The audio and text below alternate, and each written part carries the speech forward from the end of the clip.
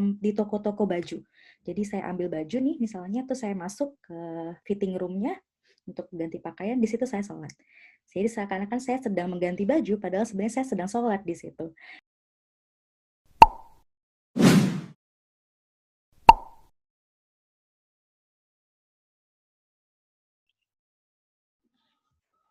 Ya, Assalamualaikum warahmatullahi wabarakatuh. Waalaikumsalam warahmatullahi Terima kasih wabarakatuh. ya, Balu, sudah memberikan kesempatan kepada saya. Saya juga ingin memberikan terima kasih untuk seluruh pengurus dari Bata-Bata ya. Ini bagian Putri Imaba ya, Imaba.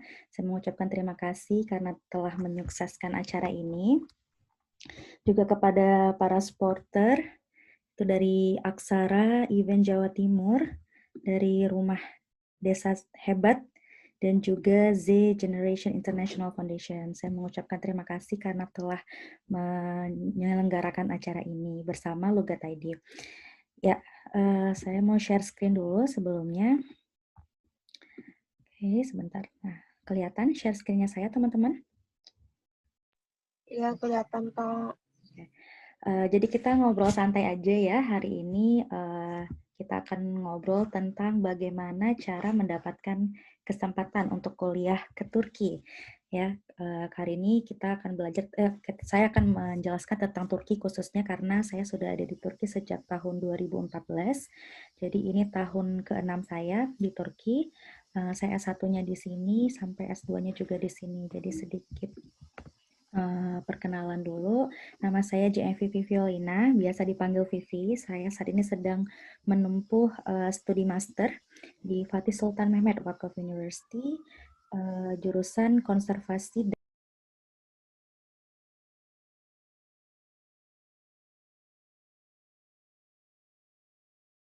Nah, selama S1 di tahun 2016 ya, saya sempat mengikuti pertukaran pelajar ke Eropa melalui program Erasmus di Duisburg University, Jerman. Di samping kanan ini adalah foto saya ketika saya jalan-jalan ke Amsterdam, Belanda. Nah, sesuai dengan jurusan saya, pendidikan bahasa Turki, saya juga membuka platform kursus bahasa Turki online yang namanya adalah Lugat ID, yang juga menyelenggarakan acara ini bersama dengan Putri Imaba. Nah, ini adalah foto-foto saya kasih sedikit aja. Ketika saya jalan-jalan di Eropa, yang di sebelah kiri itu ketika saya di Paris, saya jalan-jalan bersama orang Afrika, yang mana ketika saya di Paris, banyak banget orang Afrika di Paris, dan hampir beberapa orang itu mengerti bahasa Turki. Saya ketemu sama orang-orang di sana yang menjual souvenir-souvenir di jalan itu malah bisa bahasa Turki. Ketika saya ngomong bahasa Turki, dia bilang, loh kamu bisa bahasa Turki? Saya juga bisa bahasa Turki, seperti itu. Terus yang di tengah adalah foto saya ketika di Köln, Jerman. Saya jalan-jalan sendirian waktu itu karena weekend gak kuliah, jadi saya jalan-jalan di Köln, kebetulan dekat dengan kota tempat saya belajar di Essen. Terus di paling akhir ada tuh di Brussels, di Belgia. Teman-teman mungkin tahu ada atom-atom ya, atomium ya. Itu kita ke sana dengan kakak kelas saya, itu di samping saya adalah kakak kelas saya. Ya, seperti itu sedikit aja tentang foto-foto selama saya ada di Eropa. Nah, saya ingin menjelaskan sedikit tentang Lugat ID, teman-teman. Jadi, Lugat ID ini adalah kursus bahasa Turki online yang berfoto bersama Presiden Erdogan. Itu adalah foundernya Lugat ID. Namanya adalah Imam Syafi'i, beliau juga orang Madura. Sedangkan saya adalah co-foundernya. Di sebelah kanan itu ada tutor kita, namanya Amalia. Kita biasanya panggilnya Ameh. Ya, keduanya adalah mahasiswa berprestasi di Turki. Nah, Imam Syafi'i atau Imam Hoja kita sebutnya, beliau adalah mahasiswa berprestasi internasional dan mendapat award YTB Scholarship International Student langsung dari Presiden Erdogan, Presiden Turki ini. Ini adalah fotonya. Sedangkan Ame Hoja adalah mahasiswa terbaik kedua di jurusan Teknik Elektronik Elektronika Gazi University. Keduanya adalah lulusan dari Ankara, Imam Syafi'i dari Ankara University, Ameh Hoja dari Gazi University. Sedangkan saya adalah lulusan dari Istanbul, yaitu di Marmara University. Nah, teman-teman yang pengen tahu lebih lanjut tentang Lugat ID bisa langsung follow Dalam Instagram. adalah sebagai bisa langsung follow Instagramnya nih, ada di sebelah kiri. Instagramnya lugat_id, Facebooknya lugat.id, websitenya www.bahasaturki.com, dan YouTube-nya di Inspiration Voice. Jadi di YouTube ini selain bahasa, kita juga membahas tentang budaya, jalan-jalan, dan education di Turki, seperti itu ya. Oke, lanjut. Ayo ke Turki. Aku bisa, kamu pasti bisa, ya kan? Kalau saya bisa, teman-teman pasti juga bisa ke Turki. Kenapa harus memilih Turki ya? Kenapa sih harus ke Turki? Ini adalah pertanyaan yang banyak banget ditanyakan oleh orang-orang di Indonesia. Kenapa sih harus ke Turki? Emang apa sih bedanya Turki sama Indonesia? Masih terlihat kan screen sharingnya, teman-teman? Masih ya? Oke, yang pertama, kenapa kalian harus ke Turki adalah Turki itu merupakan negara yang masuk ke dalam European Higher Education Area, yang mana pendidikan di Turki itu setara dengan standar pendidikan di Eropa. Itu kita mengenal sistem SKS-nya itu namanya ECTC ya, namanya ECTC, dan itu adalah sistem berstandar Eropa. Jadi ijazah yang diterima oleh semua mahasiswa yang lulus dari Turki itu diakui oleh negara-negara Eropa. Dan juga selain itu teman-teman juga bisa mengikuti program exchange atau pertukaran pelajar ke Eropa seperti saya yang lakukan, yaitu Erasmus Plus. Dan juga di Turki itu banyak sekali program-program pertukaran pelajar seperti Mevlana dan Farabi kalau teman-teman pernah dengar. Nah, kenapa lagi Turki? Karena di Turki itu kehidupannya multikultural. Ya, saya bisa bilang kalau Istanbul ya, karena saya stay di Istanbul dari 2014 sampai sekarang, saya bisa bilang Istanbul ini bukan kota, tapi Istanbul ini dunia. Saking banyaknya orang yang datang ke Istanbul gitu loh. Ada orang Afrika, orang Asia, orang Eropa, jadi bermacam-macam bentuk negara ya, macam-macam orang dari berbeda negara ada di sini gitu. Jadi kalau teman-teman kuliah di universitas di Turki gitu ya, banyak banget gimana ya, teman-teman tuh pasti akan punya teman-teman internasional gitu. Jadi teman-temannya teman-teman itu bisa jadi dari berbagai macam negara, bisa jadi dari Afrika, bisa jadi dari Asia, negara-negara seperti Turkmenistan, Azerbaijan, misalnya Romania, Bulgaria, seperti itu. Bahkan dari Eropa juga. Jadi kehidupan yang ada di Turki ini lebih ke multikultural. Teman-teman bisa tahu banyak budaya yang berbeda gitu kan, pengalaman yang lebih luas lagi dibandingkan jika teman-teman kuliah di Indonesia. Nah, terus Turki itu memiliki kecantikan alam. Ya, jadi misalnya nih teman-teman kuliah di Turki udah stres banget dengan seluruh pelajaran yang berat gitu kan, ya bisa sambil refreshing, jalan-jalan aja karena Turki itu memiliki tempat wisata yang sangat-sangat banyak dan juga sangat-sangat indah. Seperti itu. Jadi, mute dulu. Nah, setelah itu Turki juga memiliki warisan dan budaya yang kaya banget ya, budaya sejarahnya itu kaya banget. Jadi sambil teman-teman kuliah jurusannya teman-teman sendiri, kita tuh juga bisa mempelajari budayanya dan sejarahnya Turki yang sangat-sangat kaya gitu kan. Seperti yang kita tahu di Turki itu memiliki peradaban Islam selama 600 tahun lebih gitu kan. Jadi sejarahnya itu benar-benar sangat banyak, sangat-sangat besar sekali. Jadi sambil kuliah, sambil tahu sejarahnya, sambil tahu budayanya, dan itu bikin wawasan teman-teman jadi lebih luas gitu kan. Terus Turki itu kampus-kampusnya memiliki teknologi yang modern dan terkini. Nah, itu saya rasakan sendiri. Jadi di kampus teknologinya modern, lebih gampang, mau akses apapun gampang, fasilitasnya lengkap, seperti itu. Itu alasan kenapa teman-teman kuliah aja di Turki gitu kan. Dan juga di Turki negara muslim, untuk sholat itu gampang misalnya. Ini terasa banget sama saya ketika saya pergi ke Jerman. Ketika saya pergi ke Jerman itu saya merasa, wah saya kangen nih sama azan. Biasanya di Turki kita dengar 5 kali, di Jerman nggak dengar azan sama sekali, mau sholat itu bingung mau sholat di mana, nggak tahu, nggak ada masjid, nggak ada tempat sholat. Saya itu ketika di Jerman, saya kalau misalnya lagi jalan-jalan nih, lagi di luar kampus gitu misalnya, saya sholatnya itu di toko-toko baju. Jadi saya ambil baju nih misalnya, tuh saya masuk ke fitting room-nya, untuk ganti pakaian, di situ saya sholat. Jadi seakan-akan saya sedang mengganti baju, padahal sebenarnya saya sedang sholat di situ. Kayak gitu. Kalau misalnya di kampus sendiri, biasanya saya sholat itu di tangga-tangga emergensi. Gitu. Di bawah saya sholat, di tempat yang kosong saya sholat di situ. Jadi saya selalu membawa sajadah kecil yang bisa saya bawa kemana-mana. Seperti itu. Jadi tinggal di Turki itu privilege banget karena ya ini negara muslim, mau nyari makanan halal juga gampang ya, memang semuanya halal gitu kan. Kalau di Eropa tuh lebih sulit, yang mana nih halal. Saya selalu mencari makanan makanan Turki, saya carinya, saya cari restoran-restoran Turki karena itu yang halal atau masak sendiri seperti itu.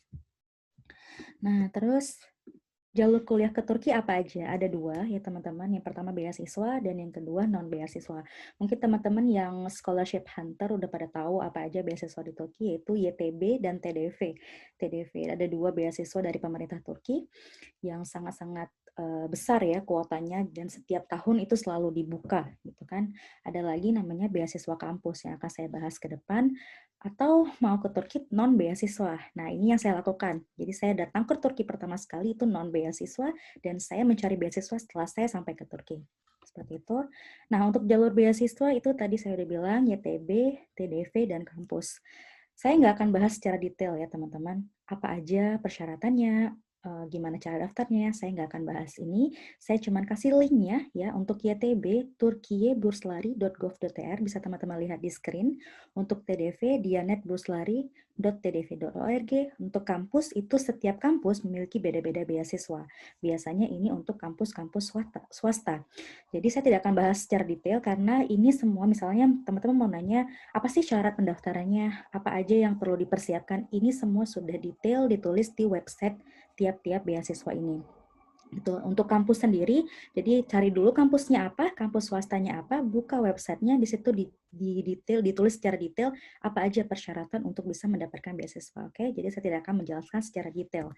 Nah, untuk jalur non beasiswa, teman-teman bisa mengikuti namanya YOS. YOS ini adalah ujian untuk mahasiswa asing dan biasanya untuk universitas negeri. Ini yang saya lakukan, ini yang saya jalani selama saya S1. Jadi saya datang ke Turki, saya ikut ujian YOS. Ujiannya itu adalah untuk matematika dan logika, dua. Sebenarnya ada ujian bahasa Turki, tetapi kalau misalnya kita ikut TOMER atau persiapan bahasa Turki di kampus, kita tidak perlu ikut ujian bahasa Turki. Jadi cuma ada dua ujian, matematika dan logika. Nah, setelah itu misalnya teman-teman punya nilai SAT, SAT itu adalah ujian bahasa Inggris plus matematika. Ini di luar dari Turki, jadi bisa dilakukan di Indonesia. Itu juga membantu teman-teman untuk mendapatkan kampus di Turki gitu ya. YOS, SAT, dan juga di kampus swasta, universitas swasta itu juga selalu membuka jalur yang berbeda dengan jalur universitas negeri. Jadi di kampus swasta itu tidak menggunakan YOS, tapi menggunakan rapor, ujian SAT, atau UN, seperti itu. Oke, tips dan triks biar dapat beasiswa kayak gimana sih? Ya, pertama, teman-teman itu harus punya prestasi, baik prestasi akademik maupun non-akademik. Karena nilai UN ya, terutama itu sangat dilihat di dalam pendaftaran beasiswa. Jadi pertama yang dilihat adalah nilai, setelah itu akan dilihat prestasi yang lainnya, baik itu akademik maupun non-akademik. Jadi buat teman-teman yang ikut lomba, ikut olimpiade misalnya, itu sangat-sangat mempunyai nilai tambah untuk mendapatkan beasiswa. Terus selanjutnya harus mempunyai bahasa, ya bahasa Inggris misalnya. Karena ketika wawancara nih, misalnya daftar YTB atau daftar TDW, wawancaranya itu menggunakan bahasa Inggris. Jadi kemampuan bahasa Inggris itu akan sangat membantu teman-teman untuk mendapatkan beasiswa. Nah, kalau mempunyai basic bahasa Turki, itu menjadi nilai tambah juga. Jadi misalnya sedang mendaftar beasiswa YTB, terus diterima interview, teman-teman ngomong pakai bahasa Turki nih, perkenalan misalnya, itu akan mendapatkan nilai tambah yang cukup tinggi untuk mendapatkan beasiswa YTB tadi, seperti itu. Nah, untuk pasca sarjana ya, sebaiknya melakukan research terlebih dahulu. Jadi riset apa sih yang akan dilakukan di Turki itu harus jelas, terus mau kuliah di univ mana, profesornya siapa, Udah menghubungi profesornya belum? Nah, kalau untuk pasca sarjana, sebaiknya hubungi dulu profesornya. Tanya, jadi cari nih profesor terbaik untuk jurusan kamu itu di mana? Di universitas mana? Hubungin profesornya, tanya apakah research yang akan kamu lakukan itu bisa dilakukan, dan apakah beliau bisa membimbing kalian seperti itu. Dan ini sangat-sangat membantu teman-teman untuk mendapatkan beasiswa. Jadi udah jelas tujuannya apa untuk ke Turki, udah hubungi profesornya, udah punya kontaknya, seperti itu. Nah, lagi harus memiliki wawasan yang luas, info update, kabar terbaru tentang Turki. Dan ini sangat penting karena di dalam beasiswa, di dalam interview beasiswa, hal ini juga ditanyakan. Kamu tahu apa tentang Turki? Jangan cuma daftar-daftar aja beasiswa karena pengen kuliah di Turki. Jadi kalau kita punya wawasan tentang Turki yang lebih up to date, ya itu akan membantu kita untuk bisa mendapatkan beasiswa. Seperti itu. Nah, sebelum berangkat, persiapan apa nih yang harus dilakukan? Yang pertama, tadi saya bilang harus memiliki basic bahasa Turki, karena orang Turki itu hampir rata-rata tidak bisa bahasa Inggris, ya. Sehari-harinya mereka selalu menggunakan bahasa Turki. Jadi kalau teman-teman nggak punya basic bahasa Turki, ini gimana ya? Ya teman-teman akan sedikit kesulitan selama teman-teman nyampe di Turki. Tapi ketika teman-teman tahu gimana cara bilang selamat datang, bagaimana cara bilang apa kabar, ya yang basicnya aja, itu akan sangat-sangat membantu teman-teman untuk datang ke Turki atau mau belajar di Turki pertama sekali gitu kan. Nah, kemampuan bahasa Inggris juga penting karena tadi saya udah bilang wawancaranya dengan pakai bahasa Inggris, jadi harus bisa bahasa Inggris. Terus lengkapi dokumen ya, lengkapi dokumen. Kalau ada yang perlu dileges, difotokopi, dileges sebanyak-banyaknya, foto dibawa yang banyak, pokoknya dokumen harus lengkap kalau ke Turki. Dan juga persiapkan mental yang paling penting ya, karena ini adalah negara yang sangat berbeda dengan negara kita, dari mulai iklim, budaya, orang-orangnya, lingkungannya, ini sangat-sangat berbeda. Di 180 derajat beda banget Turki sama Indonesia, khususnya untuk iklim. Di sini di Indonesia kita tropical, di sini musimnya ada 4 gitu kan. Jadi mental itu harus mulai dikuatkan kalau mau ke Turki. Karena kita keluar dari zona nyaman kita dan kita jauh dari tanah air kita, jadi mentalnya harus diperkuat dan juga luruskan niat. Tanya lagi, kenapa kamu pengen ke Turki?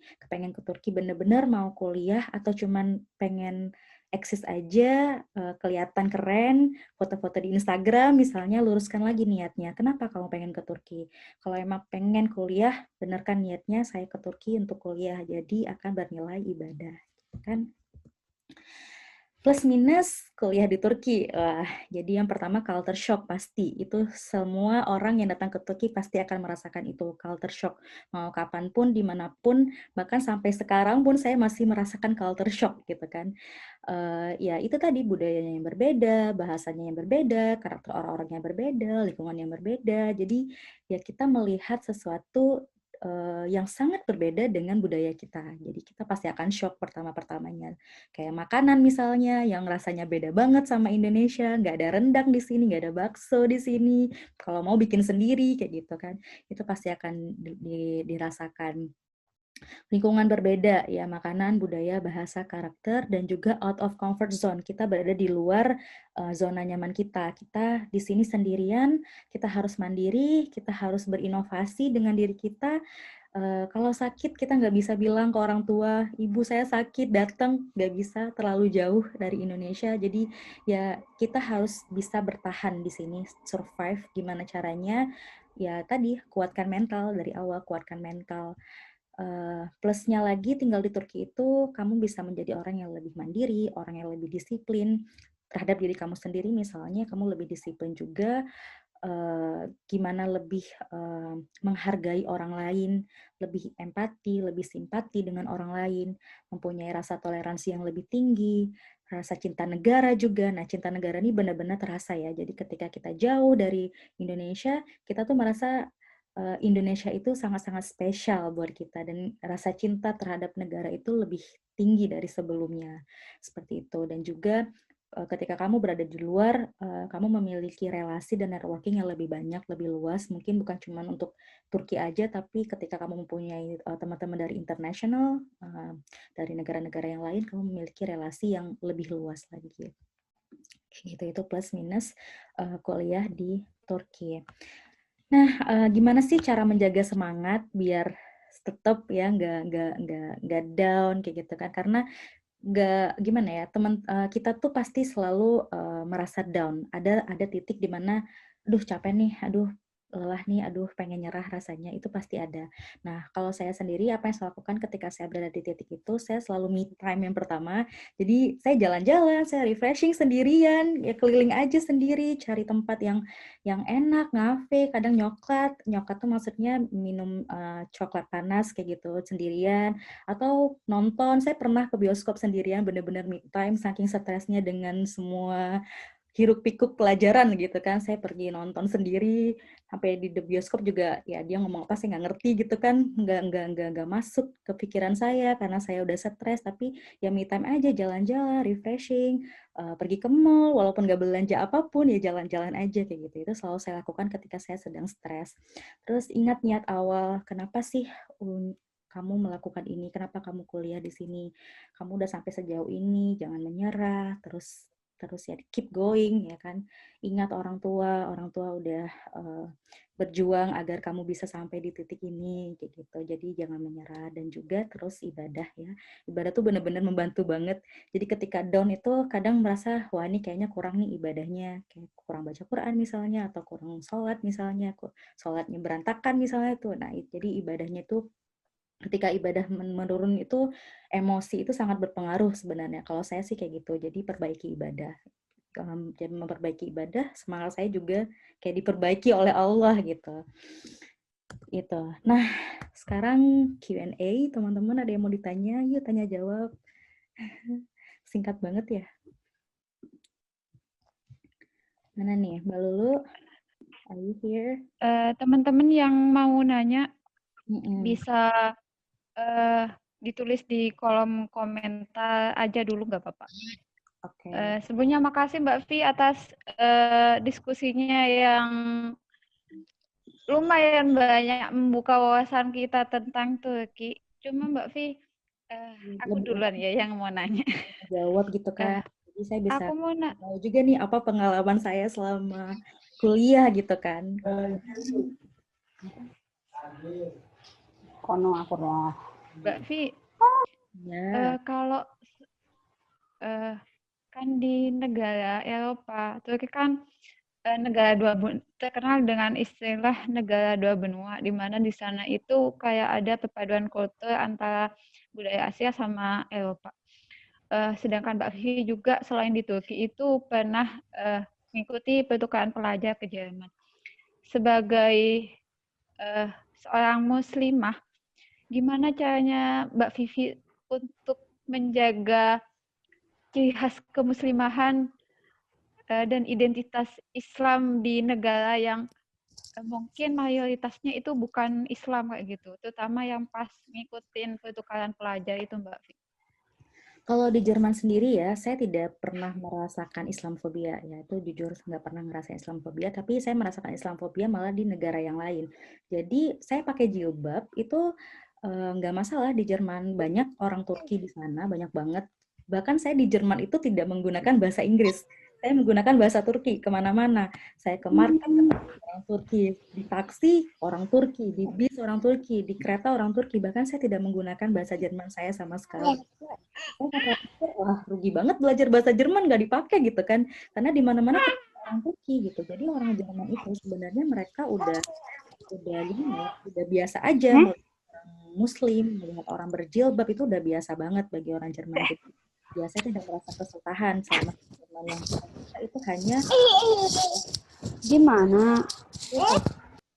saya bingung mau sholat di mana gitu kan. Kadang jadwal sholatnya itu ada jam pelajaran. Jadi kalau misalnya di perpus misalnya gitu kan, saya tuh cara sholatnya tuh ngambil buku banyak. Saya buka bukunya semua, seakan-akan saya sedang membaca gitu kan. Tapi sebenarnya saya sedang sholat, tapi sambil duduk kayak gitu. Saya ngelakuin sholatnya kayak gitu, kadang sambil duduk atau saya pergi ke emergency stairs. Nggak darurat gitu kan, saya sholat di bawah seperti itu. Ya, saya tetap menjaga identitas saya sebagai Muslim. Saya nggak buka jilbab, santai aja gitu, karena orang-orang di sana juga santai aja ngelihat orang Muslim gitu. Yang agak terasa Islamfobia itu adalah ketika saya jalan-jalan sendirian ke Polandia. saya nggak tahu kenapa, tapi waktu itu saya minta tolong ke polisi karena ada hal yang saya nggak bisa lakuin dan saya nggak paham bahasanya, kan bahasanya beda ya. Terus saya bilang, can you help me please gitu kan, saya butuh bantuan nih di sini. Terus dia bilang no English gitu. But you are speak English, aku bilang gitu kan. But you speak English, bilang kan. No, no, no, no, no, just go, dia bilang gitu kan. Terus saya mikir, oh mungkin karena saya berhijab kali ya, makanya dia kayak males ngurusin orang nih, mungkin teroris atau gimana gitu kan. Biasa gitu ya, orang-orang Eropa kan mikirnya orang Islam itu teroris. Jadi ya sudah, cuma itu aja. Selebihnya saya tidak pernah merasakan diskriminasi tentang orang Muslim. Gitu.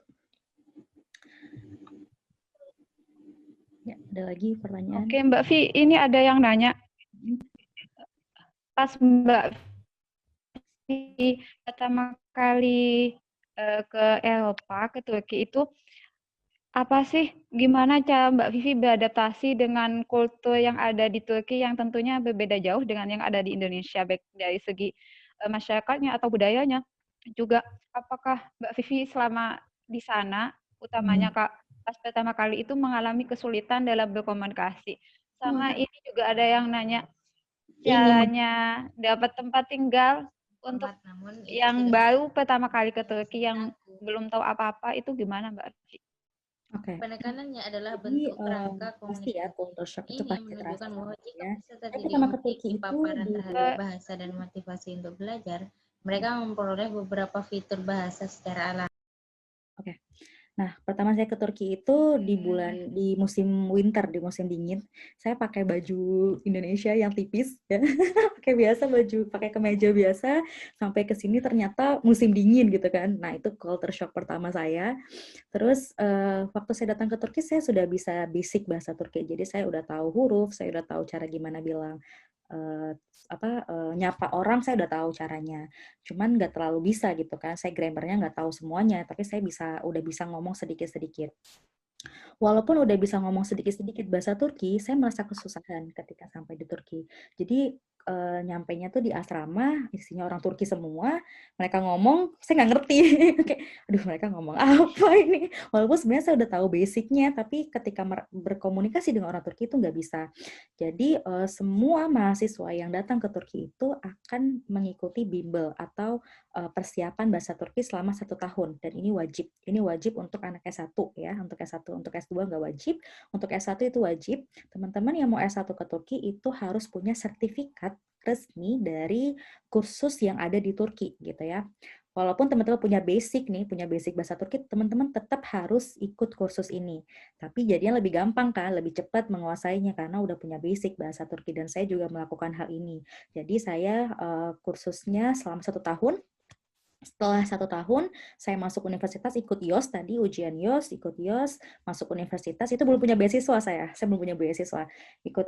Masuk universitas, terus sampai di UNIF, itu udah 1 tahun tuh belajar bahasa Turki, 6 bulan malah kalau saya 6 bulan karena saya punya basic bahasa Turki. Sampai di kampus, saya nggak paham dosen ngomong apa. Itu bahasanya bener-bener beda banget. Saya nggak paham, saya tuh celingak-celinguk di kelas tuh kayak, aduh ini ngomong apa? Saya nggak ngerti. Karena bahasa yang digunakan di kelas itu adalah bahasa akademik. Ya, bahasa akademik, bahasa Turki akademik ya kan. Jadi lebih sulit dibandingkan bahasa yang kita pelajari sehari-hari. Oke, saya udah bisa ngomong sama teman-teman, saya udah bisa berkomunikasi, berdialog sama teman-teman, tapi saya tidak paham apa yang disampaikan oleh dosen. Jadi pertama-pertama itu saya belajarnya 2 kali lipat dibandingkan teman-teman yang lain. Saya mentranslate buku, saya mentranslate catatan teman-teman saya minta dong catatan, saya nggak ngerti tadi dosen apa, saya nggak bisa ngikutin apa yang dia sampaikan dosen. Sampai rumah saya translate satu-satu bahasanya, saya translate buku kayak gitu. Jadi saya bekerja 2 kali lebih banyak dibandingkan teman-teman saya, gitu kan. Biar bisa setara dengan mereka dan alhamdulillah lulus juga gitu. Jadi ya 4 tahun alhamdulillah lulus, nggak ada masalah. Dan lanjut lagi S2 sekarang kayak gitu. Untuk mencari tempat tinggal sendiri, sekarang udah gampang ya. Dulu waktu saya datang tuh orang Indonesia masih sangat sedikit. Sekarang udah banyak banget orang Indonesia. Udah banyak banget, ada organisasi yang banyak. Jadi kayak setiap daerah udah punya organisasinya masing-masing. Jadi misalnya teman-teman datang nih ke Turki, bilanglah, kalau saya dari Aceh, saya orang Aceh, saya dari Aceh, udah ada namanya organisasi IKMAT, Ikatan Mahasiswa Aceh Turki. Jadi saya hubungin orang-orang itu, minta tolong, saya mau datang ke Turki, minta tolong dicarikan rumah, kayak gitu. Jadi nggak usah khawatir ya untuk mencari tempat tinggal, karena orang Indonesia di Turki itu sudah sangat banyak dan akan siap untuk membantu teman-teman di sini. Apalagi ada PPI Turki misalnya, PPI daerah, PPI Istanbul, PPI Ankara, yang itu sudah banyak. Seperti itu. Terus tadi saya lihat biaya, ditanya sharing dong tentang estimasi biaya kalau kuliah master mandiri. Oke, S1 saya biaya sendiri ya, tapi saya mencari support scholarship, yaitu beasiswa tambahan, beasiswa jajan lah kita bilang kayak gitu, uang saku. Nah, saya cari kayak gitu. Jadi karena saya di sini non mandiri, saya sampai ke Turki semester 1 saya masih belum punya beasiswa, tapi di semester 2 karena saya udah punya IPK, saya daftar beasiswa banyak gitu. Saya daftar banyak banget beasiswa di Turki, dari yayasan, dari kayak Istanbul Chambers, itu rumah dagang Istanbul misalnya. Nah, saya daftar dan saya dapat beasiswa tambahan dari situ. Nah, untuk estimasi biaya kuliah sendiri waktu tahun saya S1 ya, itu tahun 2014 sampai 2018, itu per semesternya sekitar 1.250.000. Itu untuk S1 di Turki. Semurah itu ya, sejutaan, nggak sampai 2 juta malah S1-nya. Mungkin sekarang udah naik harganya. Nah, untuk master sendiri, saya masternya itu bukan universitas negeri, saya universitas swasta. Saya daftar beasiswa 50%, dan dapat beasiswa 50%, jadi saya cuma bayar 50%, yang mana harganya itu kalau kita convert ke rupiah itu sekitar 7 juta per semesternya untuk master. Itu karena swasta ya, beda dengan negeri. Kalau negeri pasti lebih murah harganya dibandingkan swasta gitu. Jadi itu estimasi biaya kuliah di Turki ya teman-teman. Jadi bisa dibilang hampir rata-rata universitas di Turki itu biayanya murah-murah, yang mahal adalah biaya hidupnya gitu. Oke, Mbak Lulu, ada lagi pertanyaannya? Kak, mau nanya boleh nggak? Iya, silakan. Siapa itu? Itu kenapa Silakan. ngambil swasta? Kenapa nggak negeri? Kenapa nggak negeri? Saya telat daftar negerinya. Jadi saya udah ngelihat dari cukup lama ya jadwal untuk daftar universitas negeri. Tapi karena saya sibuk ngurusin yang lain, saya lupa tanggalnya gitu kan. Saya telat 4 hari untuk daftar universitas negeri. Terus saya udah kalang kabut tuh, aduh gimana nih saya telat daftar universitas negeri. Saya ke kampus, Marmara Univ, waktu itu saya bilang ke administrasinya, saya bilang, aduh Pak, saya telat daftar Pak, 4 hari Pak. Boleh nggak Pak saya daftar sekarang gitu kan. Terus mereka bilang, nggak bisa. Tapi saya lulusan dari sini Pak, nggak bisa tetap. Waktu itu strict banget, enggak mereka gitu. Harus sesuai dengan jadwal. Maka saya bilang, Pak tolong dong Pak, saya alumni sini loh Pak, gitu kan. Nggak bisa, kamu harus tunggu tahun depan. Lah nunggu tahun depan lama sekali kan, jadi karena waktu itu masih ada pembukaan yang swasta, ya udah saya daftar swasta dan alhamdulillah keterima 50% beasiswa, ya udah oke, saya lanjut. Seperti itu. Terus Mbak Vi, ini ada yang nanya, kalau tes kuliah ke Turki itu tes bahasa dulu atau tes gimana? Terus berkaitan sama bahasa, ini kan Mbak Vivi punya platform khusus bahasa Turki, itu sistemnya Indo-Turki atau Inggris-Turki atau gimana Mbak? Oke, tadi pertama pertanyaannya apa? Tes kuliah ke Turki itu tes bahasa dulu atau gimana? Atau nanti ada pembinaan di sana? Beda ya jalurnya beasiswa dan non beasiswa. Kalau beasiswa itu pertama adalah upload dokumen di website YTB atau TDV. Itu diupload semuanya, di scan, diupload. Nanti mereka akan seleksi berkas, setelah itu baru interview. Setelah interview baru ke Turki gitu kan. Jadi udah interview pun belum tentu bisa ke Turki kayak gitu. Nah, kalau misalnya untuk jalur non beasiswa itu yang pertama dilakukan adalah YOS ya. Sebelum YOS itu teman-teman harus udah masuk kursusan ini, udah harus daftar bimbel kursus di sini, kursus bahasa Turki di sini, udah harus daftar dan ikut YOS. Biasanya YOS itu di bulan April, Mei, Juni kalau nggak salah, ya nggak, sebelum Mei malah. Maret, April, Mei itu YOS ya, YOS dimulai. Jadi daftar, udah sedang kursus nih, sedang belajar bahasa Turki tapi daftar YOS kayak gitu. Jadi setelah YOS pengumuman univ, teman-teman udah selesai kursusnya, udah selesai kursus bahasa Turkinya, jadi masuk universitas, seperti itu. Nah, kalau misalnya Lugat ID sendiri, ini platformnya online ya, karena semua tutornya ada di Turki. Saya di Turki, Mas Imam di Turki, Pak Ahmed di Turki, kita di Turki semua. Jadi kursusnya online, setiap Sabtu Minggu, 2 jam sekali pertemuan, Sabtu sekali 2 jam, Minggu sekali 2 jam.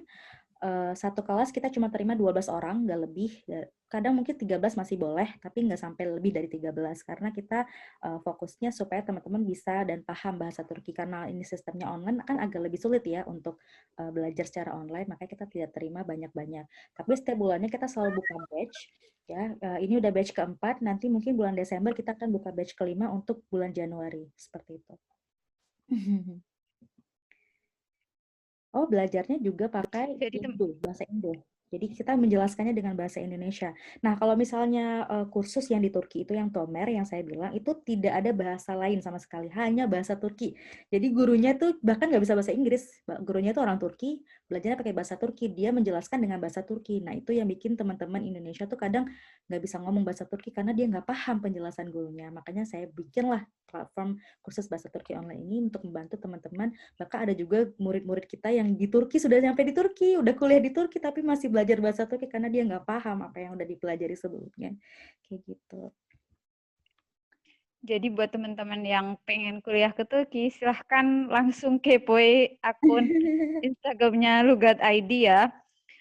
Mbak Vi, ini juga ada yang peserta minta penjelasan lagi terkait research untuk sekolah S2 di Turki, sama gimana caranya biar kita tahu universitas-universitas sama jurusan yang recommended di Turki itu selain dari Google kayak gitu. Ada website namanya Study in Turkey ya, Study in Turkey. Teman-teman bisa klik aja di Google Study in Turkey, itu langsung keluar websitenya. Nah, teman-teman bisa cek misalnya pengen jurusan apa pendidikan misalnya gitu, pendidikan matematika misalnya kayak gitu. Itu bisa cek univ mana yang belajarnya pakai bahasa Turki, univ mana yang belajarnya pakai English atau double English and Turkish misalnya. Itu bisa teman-teman cek di websitenya. Jadi di sini itu ada 207 universitas dengan 60.000 jurusan yang berbeda ya. Jadi karena saya sering banget dapat DM, Kak Vivi, ada nggak sih jurusan ini di Turki? Waduh, gimana ya saya tahunya karena saking banyaknya jurusan di Turki. Jadi lebih baik langsung ke websitenya, lihat jurusan teman-teman. Apakah ada jurusan ini di Turki? Kalau ada di universitas apa? Belajarnya pakai bahasa apa? Bahasa Turki kah? Atau bahasa Inggris kah? Atau mungkin double, 70% English, 30% Turki. Jadi di situ di website itu bisa dilihat secara detail ya, universitasnya mana aja.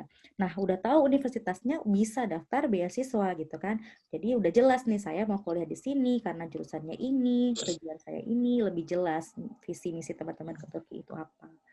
Kayak gitu.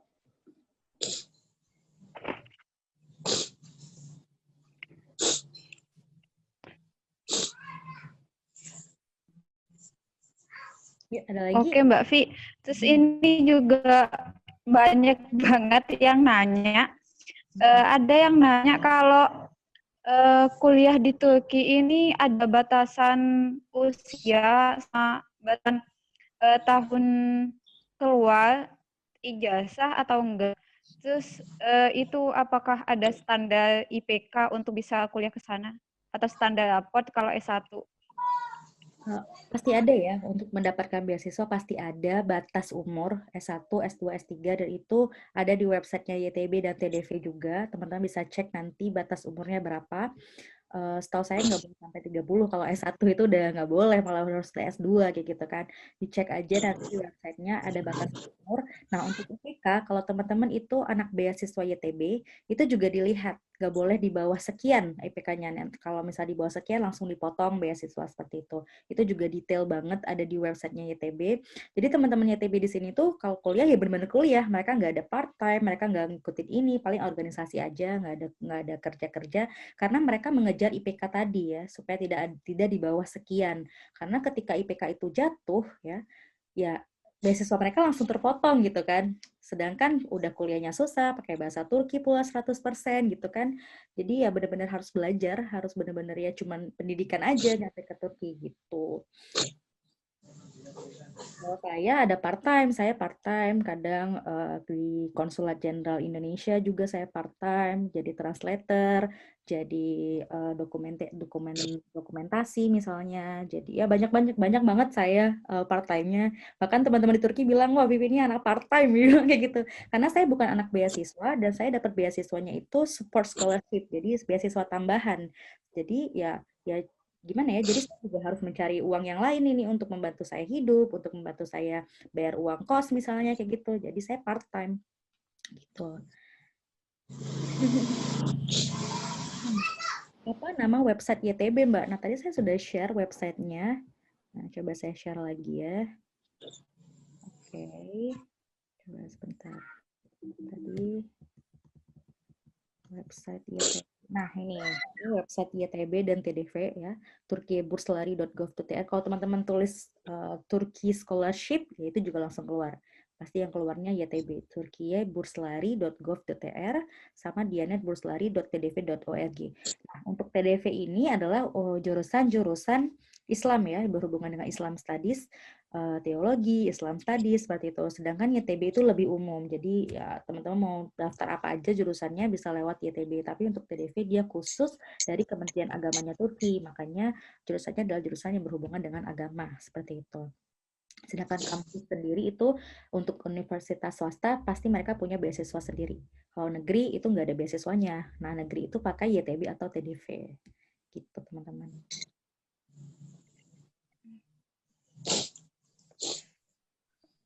Untuk linknya nanti mungkin bisa saya minta materi dan share ke teman-teman, ke Mbak Vivi.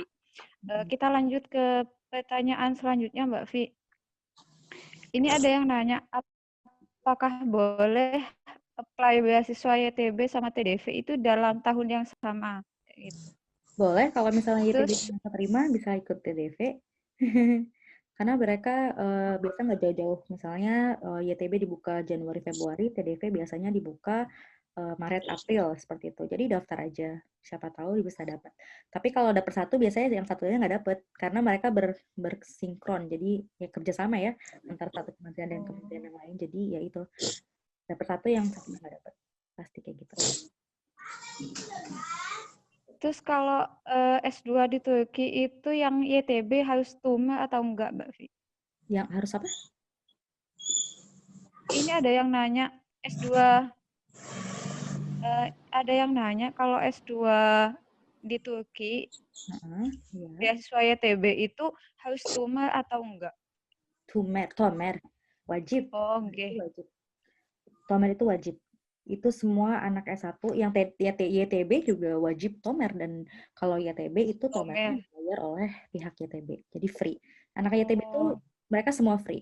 Pesawat datang ke Turkinya free, asramanya free, ya boleh dapat uang jajan, visanya free, kuliahnya free. Enak deh pokoknya dapat YTB. Jadi kamu tugasnya sampai ke Turki cuman belajar. Kamu nggak usah mikirin uang, kamu nggak usah mikirin yang lain. Kamu belajar aja sampai lulus. Nanti pulangnya pun di akhir gitu ya, setelah 4 tahun selesai, pulangnya pun dibayarin oleh YTB. Dapat tiket gratis dari YTB. Jadi dapat 2 kali tiket pergi berangkat ke Turki sama tiket pulang ke Indonesia. Begitu. Ada yang nanya nih, jalur mandiri biaya studi sama hidupnya kira-kira berapa? Nah, untuk biaya hidup saya udah pernah share di YouTube-nya di Inspiration Vibes. Itu secara detail banget teman-teman. Teman-teman bisa ngelihat berapa sih biaya hidup di Turki, dan itu sesuai dengan pengalaman saya sendiri ya selama 6 tahun, dan itu saya udah bahas detail banget. Ini saya tulis nama YouTube-nya di Inspiration Vibes. Satu sesi yang sangat panjang ya untuk dibahas, bisa langsung lihat aja ininya apa YouTube-nya kayak gitu, biayanya. Oke.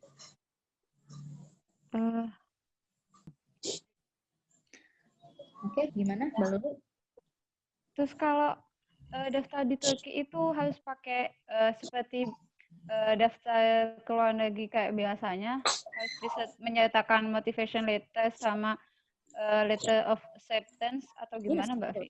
Yes, of course. Itu harus ada motivation letter, letter of intent, recommendation letters, itu juga harus ada. Dan itu detail ya, ada di websitenya YTB. Apa aja persyaratannya, berapa nilai yang harus dipunya, rapornya, itu semua udah ada tulisannya di website YTB. Makanya saya tidak bahas di sini, karena itu kalau dibahas bisa lebih panjang sesinya, bisa 1 jam sendiri untuk membahas itu semua. Jadi teman-teman cek websitenya, diklik ya, langsung cari aja di Google turkiyeburslari.gov.tr, udah langsung lihat apa aja persyaratannya untuk bisa dapat beasiswa di Turki. Saya juga baca nih tips untuk membuat motivation letter. Wah, ini kalau bikin tips banyak banget nih waktunya. Nggak akan cukup gitu. Itu udah bisa session yang lain itu 1 jam sendiri untuk ngasih tips buat motivation letter, gimana cara bikin recommendation letter, gimana cara bikin letter of intent. Wah, teman-teman bisa cari langsung di Google ya. Saya pengen banget bilang karena ini yang selalu terjadi di kehidupan saya. Banyak banget DM, chat, tanya ini segala macam sebelum meresearch. Ya, teman-teman orang Indonesia kita harus lebih up to date dengan dunia. Saya ajak nih teman-teman untuk lebih gimana ya, wawasannya coba mulai dibuka supaya lebih luas sebelum melakukan sesuatu, sebelum bertanya sesuatu kita cari dulu.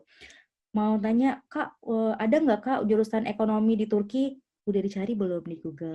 Dicari dulu teman-teman, dicari di Google. Kalau memang di Google nggak ada jawabannya, nggak ketemu, baru bisa ditanyakan. Karena Google itu adalah gudang semua ilmu gitu. Ada semua di situ. Gimana cara tips membuat motivation letter? Langsung keluar. Di YouTube ada, di Google ada, di macam-macam. Ada blog orang yang nulis. Bisa mungkin kita nih ya orang Indonesia, anak-anak muda mulai rajin membaca, mulai rajin mencari, mulai rajin bertanya, cari dulu semuanya sendiri, baru ditanyakan kepada orang lain seperti itu. Dan ini sering banget terjadi untuk orang Indonesia. Kita masih malas ya, kita masih malas nyari tahu, kita masih malas membaca, kita masih malas mendengar, menonton video, kita masih malas ya. Jadi teman-teman yang di sini, saya harap semoga setelah acara ini mulai rajin untuk mencari tahu, mulai rajin untuk membaca, mulai rajin untuk melihat YouTube yang berhubungan dengan ilmu pengetahuan seperti itu, oke? Oke, makasih Mbak Vi. Ini juga jadi motivasi buat kita semua biar nggak maunya dicekokin aja. Seharusnya Benar. kan udah dimudahkan dengan teknologi. Dikasih, coba deh mulai mencari sendiri. Karena ketika kamu ada di luar negeri, kamu sendirian, kamu harus disiplin, kamu harus mandiri, terusan disuapin gitu kan. Jadi mulai dari sekarang kita udah SMA, kita udah kuliah, kita mungkin udah S2 di sini, saya nggak tahu ya. Macam-macam udah dewasa, kita udah dewasa. Jadi kita juga harus mendewasakan diri kita untuk mandiri, untuk kalau kamu berani bermimpi, kamu juga harus berani take action ya, melakukan itu gitu. Karena nggak ada yang namanya batasan, nggak ada yang namanya halangan ya, tantangan itu nggak ada. Semuanya itu ada di pikiran kita. Ketika kita bilang, wah saya nggak bisa nih kayaknya ke Turki, wah susah banget nih ke Turki. Ya udah, kamu nggak akan pernah bisa ke Turki, kamu nggak akan pernah sampai di sini. Tapi ketika kamu berpikir, yes I can do it, I will do it, you can do that and you will do that. Jadi semuanya itu ada di pikiran kita sendiri. Itu namanya sugesti, itu mindset. Ketika kamu bikin mindset kamu nggak bisa, ya sudah, kamu tidak akan pernah bisa. Tapi ketika mindset kamu bilang, oke, saya bisa, semangat, bisa insya Allah. Kayak gitu. Ya. Mbak Vi, ini satu lagi pertanyaan terakhir, nggak apa-apa Mbak Vi? Ya boleh, silakan. Ini pertanyaan terakhir ya teman-teman. Ada yang nanya seputar sistem perkuliahan di Turki itu kayak gimana Mbak Vi? Apa lebih susah sama jam belajarnya di sana itu kayak gimana? Kalau belajar kita dari jam 9 sampai jam 4 sore. Ya, itu untuk S1 ya. S1 jam 9 sampai jam 4 sore, full 5 hari dari Senin sampai Jumat.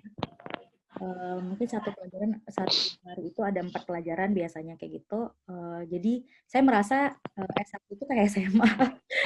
Datang jam 9, keluar jam 4 dan full belajar gitu kan. Itu terasa banget dan saya nggak tahu ya sistem perkuliahan di saya mendengar dari teman-teman di Indonesia bilang kadang tuh dosennya nggak datang, kita harus nunggu di depan pintu lama. Kalau di Turki itu nggak ada. Datang dosen selalu datang tepat waktu, kita telat nggak boleh masuk, kita nggak bikin PR, nggak dapat nilai gitu. Kadang nggak boleh ikut ujian malah.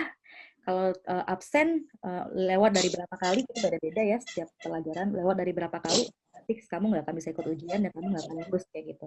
Itu di Turki. Jadi kita nggak ada sistem nungguin dosen di depan pintu tuh nggak ada. Dosen yang nggak datang dia selalu ngirim email atau ngabarin ke asistennya. Jadi asistennya ngabarin ke kita, saya tidak bisa datang, nanti diganti ke hari yang lain. Itu di Turki. Kalau untuk S2 sendiri nggak tiap hari ya, itu beda-beda. Bahkan misalnya cuma 1 minggu cuma 2 hari kuliahnya, 1 hari 4 jam misalnya kayak gitu. Itu untuk S2, selebihnya bebas karena biasanya anak S2 adalah anak-anak yang udah bekerja gitu kan. udah bekerja, jadi mereka cuma part time aja kuliahnya. Jadi seperti itu bedanya kuliah di sini dan di Indonesia. Terus bedanya lagi adalah kalau kita S2 di Indonesia itu bisa jadi dosen, ya kan? Anak-anak S2 itu jadi dosen. Di Turki itu anak S2 nggak jadi dosen. Jadi dia lulusan S2 dia tidak boleh mengajar. Ya, di Turki itu tidak ada dosen lulusan S2, semuanya harus lulusan S3. Jadi anak-anak S2 itu ya cuma asisten dosen. Mereka datang cuma ngabsen aja, datang ngabsen, udah keluar. Mereka nggak boleh mengajar sama sekali untuk S2 karena dianggap ilmunya masih kurang. Sedangkan di Indonesia kita anak-anak S2 itu sudah jadi dosen, ya kan.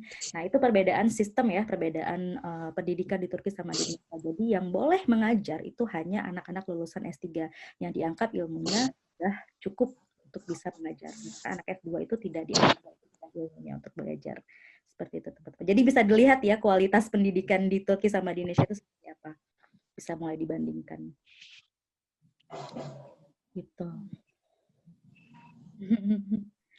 Oke, Mbak Vi, makanya Papa yang insya Allah menambah wawasan kita, tahu apa-apa atau hanya punya sedikit pengetahuan seputar. Saya akan menyimpulkan terkait diskusi kita dari tadi. Nah, seperti yang udah dijelasin sama Vivi tadi, kenapa sih kuliah di Turki, apa menariknya dari Turki ini ada sedikitnya 5 hal yang kita dapatkan dari Turki. Pertama, Turki itu daerah yang sistem pendidikannya itu bahkan ijazahnya udah diakui setara dengan pendidikan di Eropa. Kedua, di sana itu kehidupan multikultural sebagaimana di sana itu terdapat berbagai macam kultur dari berbagai macam negara yang kuliah di sana, baik itu penduduk asli pun mahasiswa dan para pekerja. Yang ketiga adalah tentunya keindahan alamnya. Jadi kita kalau kuliah di Turki itu selain bisa menambah ilmu, kita juga bisa refreshing kalau udah tugas. Terus yang adalah Turki itu akan budaya dan sejarah.